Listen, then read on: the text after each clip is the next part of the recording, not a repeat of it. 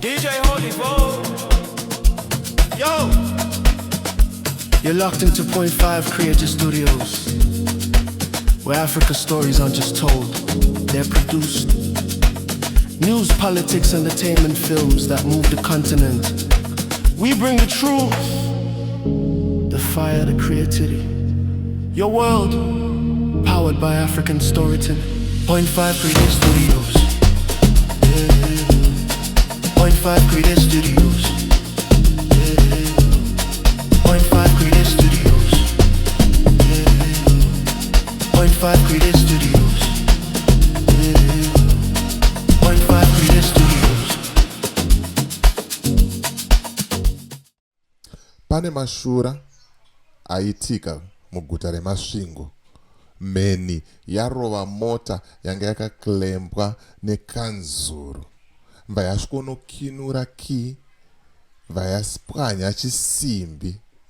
Haina kana kumbobudisa mweya patai, haina kana kumbosvibisa tai. Aya ndo mawani aya. Muitikiro uri kuita zvinhu nemarovero akuitika aya. Pachanakidza, pachapisa zvamanje manje. Ndo zvakuratidza kuti kwane n'anga dzechokwadi dziri kupa vanhu makwenzi kunze uko. Amen. Hanzi mheni yarova pamusoro pebuilding. Vayanodzika pasi ikanonanga pa key yanga yakaklemba, yanga yakakiya mota yemunhu. Vayasunungura. Yasunungura kudaro. Munhu angosvikongopinda mumota make ndokurova mabude. Vanhu vari kufara zvisingaite. Vanhu vari kuhepila zvisingaite. Vanhu vari kuenjoya nechiitiko ichi. It's a warning kukanzuru. Munogona zvenyu kuchitora sedambe kuti hapana, but one day muchazondifunga, muchazondibvunza kuti hola akambozvitaura. Maworkers ecouncil ari overzealous zvisiko. Anoita kunge hameno, kuita kunge hameno zvimwe zvinhu zvavanongoita.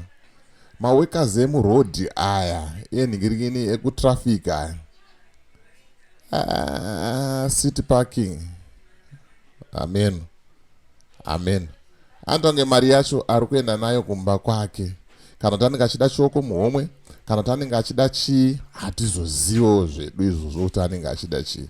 But zvimwe zvinhu zvacho ndezvekungotaurirana, ndokupawo pondo woenda zvako. Pane kumbva waisa bhutsu pamota.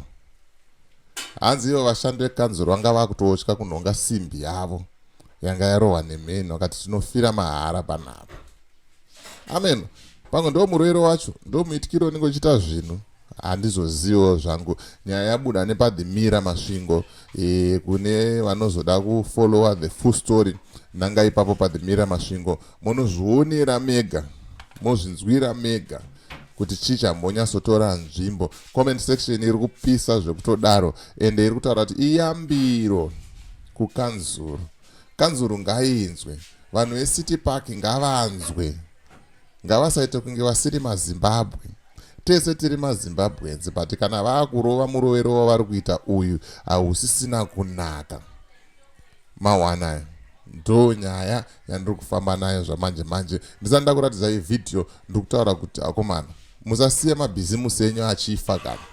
Ana mai vanotengesa hembe, ana baba vari kutengesa zvavari kutengesa, vari kuvaka mabhiridha, mafundisi, maprofita nen'anga.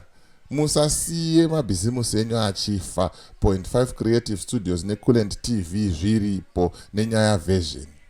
Tibate, tikurukure, tuonesane kuti toita sei kuti business rako rimuke, rirambe richimhanya, richienda kumberi.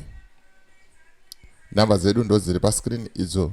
Ndibate kana kuti wobata Coolant, tokurukura, toonesana kuti zvakaita sei, zvakamira 1-1 uyezve zviri kufamba sei.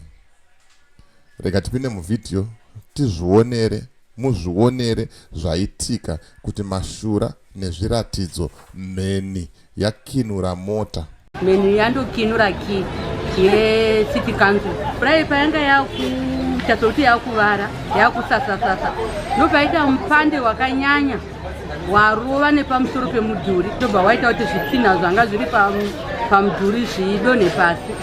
Asi azoti kachamadza ndekuti payarova mudhuri ipapo panga paine motikari yanga yakakilembwa necity council.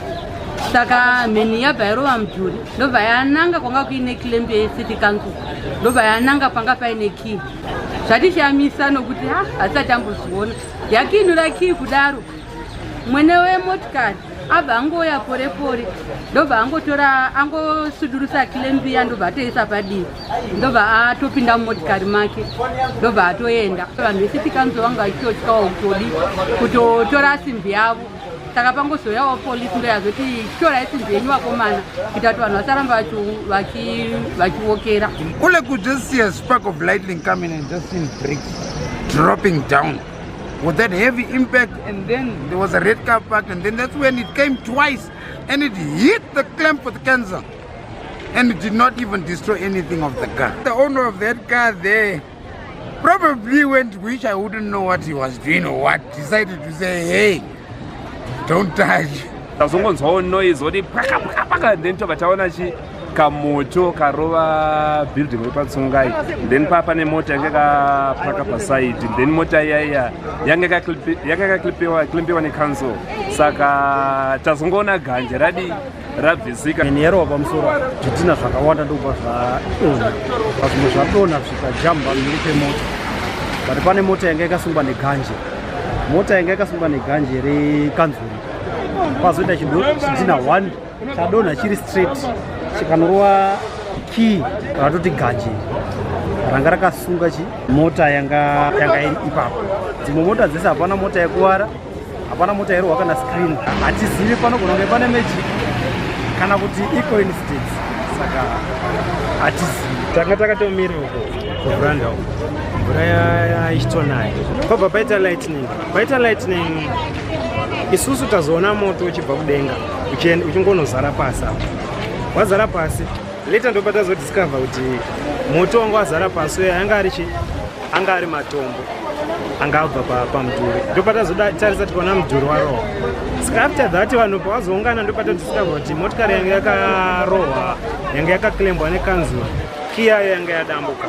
Ndifemi famous opposite parwa mheni asvika mota yakakilembwa pemende vanhu vanga akatarisa mudenga vachitarisa parohwa nemheni.